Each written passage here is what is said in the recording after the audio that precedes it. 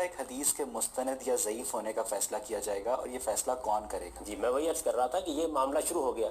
اب جب یہ معاملہ شروع ہوا تو جس طرح ضرورت ایجاد کو پیدا کرتی ہے، بالکل اسی طریقے سے ایسے جلیل القدر لوگ پیدا ہوئے جنہوں نے اپنی زندگی لگا دی کہ وہ اب رسالت مآب صلی اللہ علیہ وسلم کی نسبت سے جو تاریخی ریکارڈ سامنے آ رہا ہے اس میں کوئی ملاوٹ نہیں ہونے دیں گے. اس سے علم الرجال، رجال کا علم وجود میں آیا. ہمارے ہاں یہ جو علم الرجال ہے لوگ اس سے واقف نہیں ہیں. اویس صاحب میں آپ سے عرض کرتا ہوں کہ مسلمان قوم اپنے جن علوم پر فخر کر سکتی ہے ان میں سے یہ علم ہے.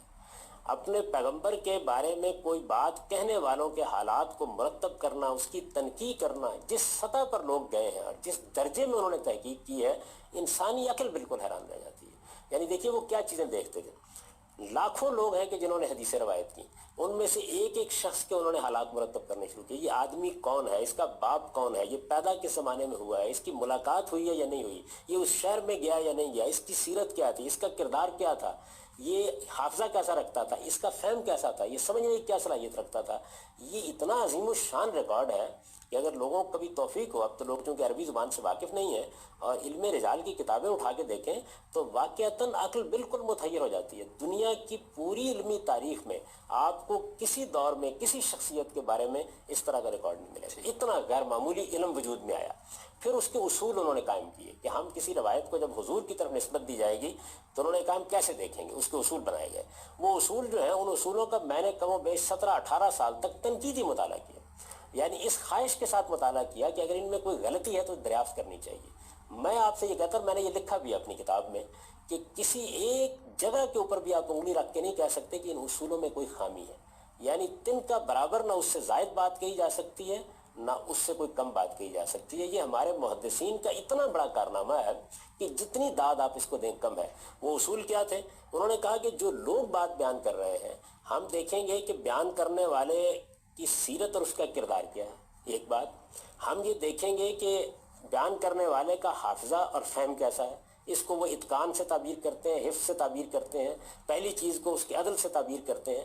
پھر انہوں نے کہا کہ ہم یہ تیسری چیز یہ دیکھیں گے کہ اس میں اتصال ہے یا نہیں، یعنی ملاقات، زمانہ، یہ چیزیں جو ہیں ان کو پھر وہ موضوع بحث بناتے ہیں. ان چیزوں کو موضوع بحث بنانے کے بعد وہ کہتے ہیں کہ اب ہم نے جو بیان کرنے والے تھے جس کو وہ سند کہتے ہیں اپنی اصطلاح میں، اس کی ہم نے تحقیق کر لی ہے.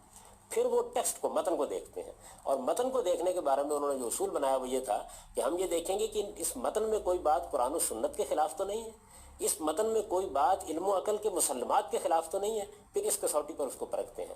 اس کے بعد پھر وہ کسی روایت کو درج کر کے یہ کہتے ہیں کہ یہ ہمارے نزدیک اب صحت کے معیار پر پوری اترتی ہے.